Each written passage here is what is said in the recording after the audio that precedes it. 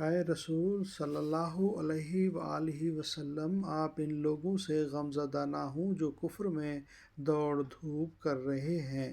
ان میں سے کچھ تو وہ ہیں جو زبان سے تو کہتے ہیں کہ ہم ایمان لائے، مگر ان کے دل ایمان نہیں لائے۔ اور کچھ یہودی بھی ہیں، وہ جھوٹ بنانے کے لیے کان لگاتے ہیں اور ان دوسرے لوگوں کے لیے لگاتے ہیں جو آپ صلی اللہ علیہ وسلم کے پاس نہیں آتے۔ اللہ کی کتاب کے کلمات کا موقع و محل متعین ہو جانے کے بعد اس کا مفہوم بدل ڈالتے ہیں اور لوگوں سے کہتے ہیں کہ اگر یہ نبی صلی اللہ علیہ وسلم تمہیں ایسا ایسا حکم دے تو مان لینا، ورنہ نہ ماننا، اور جسے اللہ ہی فتنہ میں مبتلا کرنا چاہے تو اسے اللہ کی گرفت سے بچانے کے لیے آپ کچھ نہیں کر سکتے۔ اللہ تعالیٰ ایسے لوگوں کے دلوں کو پاک نہیں کرنا چاہتا۔ ان کے لیے دنیا میں رسوائی اور آخرت میں انہیں بہت بڑا عذاب ہوگا۔ مکہ میں مسلمانوں اور پیغمبر اسلام کو دکھ پہنچانے والے اور پریشانی میں مبتلا رکھنے والے صرف قریش مکہ تھے، مگر مدینہ آ کر آپ صلی اللہ علیہ وسلم کو 4 قسم کے لوگوں سے دکھ پہنچ رہا تھا۔ ایک منافقین، دوسرے یہود، تیسرے مشرک قبائل عرب اور چوتھے مشرکین مکہ، جنہوں نے فتح مکہ تک اپنی سرگرمیوں میں کوئی کسر اٹھا نہ رکھی تھی۔ تاہم اس آیت میں صرف 2 قسم کے لوگوں کا ذکر آیا ہے، ایک منافقین، دوسرے یہود، اور ان کی ماندانہ سرگرمیاں بھی طرح طرح کی تھیں۔ مسلمانوں کے دلوں میں طرح طرح کے شکوک پیدا کرنا، مسلمانوں ہی میں فتنہ کی آگ بھڑکانا، لوگوں کو اسلام لانے سے روکنا، مسلمانوں اور پیغمبر اسلام کو بدنام کرنا اور گالی دینا، اور جنگ کے وقت مسلمانوں کے خلاف سازش کرنا اور جنگ کے دوران کافروں کا ساتھ دینا۔ ایک تو آپ اس بات پر بھی بہت دل گرفتہ رہتے کہ لوگ کیوں اسلام قبول نہیں کرتے، تو آپ صلی اللہ علیہ وسلم سخت پریشان اور دل گرفتہ ہو جاتے تھے، اور ایسا ہونا ایک فطری امر تھا۔ آپ صلی اللہ علیہ وسلم اسی حالت کو مد نظر رکھتے ہوئے اللہ تعالیٰ نے آپ کی تسلی کے لیے یہ ہدایت فرمائی کہ آپ کو ان حالات سے پریشان ہونے کی ضرورت نہیں، یہ سب لوگ اللہ کے علم میں ہیں اور یہ اپنے انجام کو پہنچ کر رہیں گے۔ آپ کو صرف اللہ پر ہر وقت نظر رکھنا چاہیے۔ زانی جوڑے کی سزا، اس آیت میں ایک واقعہ کی طرف اشارہ ہے۔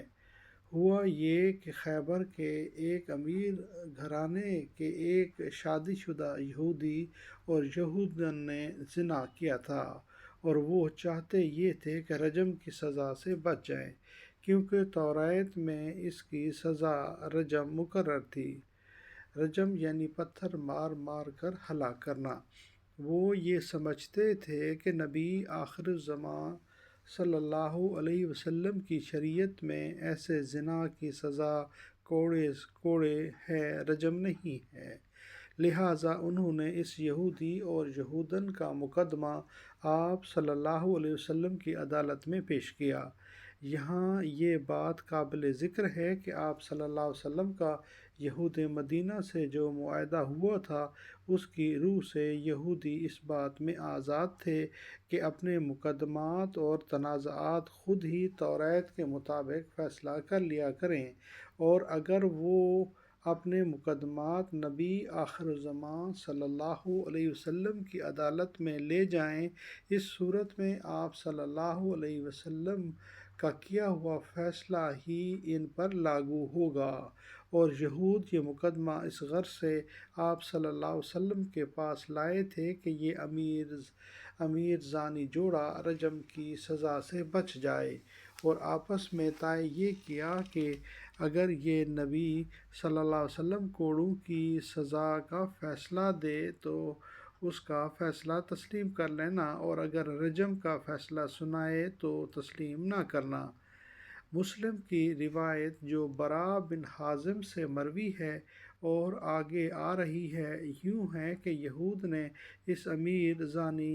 یہودی کو کوڑوں کی سزا دی تھی اور اس کا منہ کالا کر کے اور گدھے پر سوار کر کے گشت کروا رہے تھے، تو آپ صلی اللہ علیہ وسلم نے خود ان کو اپنے پاس بلایا۔ اس طرح یہ مقدمہ آپ صلی اللہ علیہ وسلم کی عدالت میں آ گیا۔ یہودی نہ توریت کے متبع تھے نہ نبی صلی اللہ علیہ وسلم کے۔ فتنہ کا مطلب یہ ہے کہ اصل میں وہ نہ تو توریت کی اتباع کرنے پر تیار تھے اور نہ نبی صلی اللہ علیہ وسلم کے فیصلہ کو تسلیم کرنے کو تیار تھے، بلکہ اپنے نفس کی خواہش کی پیروی کر رہے تھے۔ کتاب اللہ یعنی توریت کے منکر اس لیے کہ توریت میں رجم کا حکم موجود تھا اور یہ بات وہ خوب جانتے تھے۔ نبی کے منکر اس لیے کہ وہ فیصلہ کو مشروط طور پر ماننا چاہتے تھے، یعنی اگر وہ ان کی خواہش کے مطابق یعنی کوڑوں کی سزا ہو تو مان لیں گے، اور اگر خواہش کے مخالف یعنی رجم کی سزا ہو تو نہ مانیں گے۔ لہٰذا یہ اتباع نہ توریت کی ہوئی اور نہ نبی صلی اللہ علیہ وسلم کی، بلکہ ان کی اپنی خواہش کی اتباع ہوئی۔ جو شخص خود ہی فتنہ میں پڑا رہنا چاہے، اللہ تعالیٰ اس کے لیے فتنہ کی راہ ہی کھول دیتا ہے، اور اللہ تعالیٰ کے حکم سے بغاوت کی بنا پر ان کے دلوں کو ایسے خبیث امراض سے پاک نہیں کرتا۔ وہ صرف اس کا دل پاک کرتا ہے جو خود اسے پاک کرنا چاہتا ہے۔ یا ایہا الرسول، اے رسول صلی اللہ علیہ وسلم، لا یحزن، آپ کو غمگین نہ کریں، الذین، جو لوگ یسارعون، جلدی کرتے ہیں، فی الکفر، فی میں کفر میں، من سے، الذین، جو لوگ، قالوا، انہوں نے کہا، آمنا، ہم ایمان لائے، بافواہہم، اپنے منہ سے، جمع کا صیغہ، اور لم تؤمن، مومن نہیں، قلوبہم، ان کے دل، ومن، اور سے، الذین، ہادوا، وہ لوگ جو یہودی ہوئے، سماعون، جاسوسی کرتے ہیں، للذین، جھوٹ کے لیے، سماعون، وہ جاسوس ہیں، لقوم، جماعت کے لیے، قوم کے لیے، آخرین، دوسری، لم یأتوک، وہ آپ تک نہیں آئے، یحرفون، وہ پھیر دیتے ہیں، کلمہ، کلام، بات، من بعد، اس کے بعد، مواعدہ، اس کے ٹھکانے، یقولون، کہتے ہیں، ان اوتیتم، اگر تمہیں دیا جائے، ھذا، یہ، فخذوہ، اس کو قبول کر لو، وَإِنْ، اور اگر، لم تؤتوہ، یہ تمہیں نہ دیا جائے، فاحذروا، تو اس سے بچو، ومن، اور جو، جس، یرید اللہ، اللہ چاہے، فتنتہ، گمراہ کرنا، فلن تملک، تو ہرگز نہ آ سکے گا، لہ، اس کے لیے، من اللہ، اللہ تعالیٰ سے، شیئا، کچھ، اولئک، یہی لوگ، الذین، وہ لوگ جو، لم یرد، نہیں چاہا، اللہ تعالیٰ، ان کہ، یطہر، پاک کرے، قلوبہم، ان کے دل، لہم، ان کے لیے، فی الدنیا، دنیا میں، خزی، رسوائی، ولہم، اور ان کے لیے، فی الآخرہ، آخرت میں، عذاب، عذاب، عظیم، بڑا۔ اے رسول صلی اللہ علیہ وسلم، آپ ان لوگوں سے غمزدہ نہ ہوں جو کفر میں کوشش کر رہے ہیں۔ ان میں سے کچھ تو وہ ہیں جو زبان سے تو کہتے ہیں کہ ہم ایمان لائے، مگر ان کے دل ایمان نہیں لائے، اور کچھ یہودی بھی ہیں، وہ جھوٹ بنانے کے لیے کان لگاتے ہیں، اور ان دوسرے لوگوں کے لیے لگاتے ہیں جو آپ صلی اللہ علیہ وسلم کے پاس نہیں آتے۔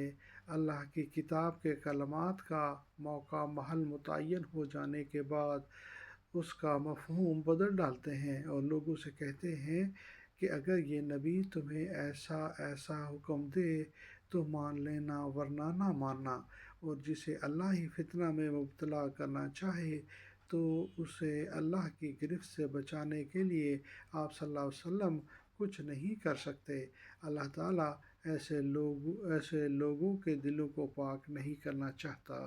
ان کے لیے دنیا میں رسوائی اور آخرت میں انہیں بہت بڑا عذاب ہوگا۔ صدق اللہ العظیم۔ اللہم صلی وسلم علی نبینا محمد و آل محمد، رب ارحمہما کما ربیانی صغیرا، ربنا حب لنا من ازواجنا و ذریاتنا قرۃ اعین واجعلنا للمتقین اماما، آمین یا رب العالمین۔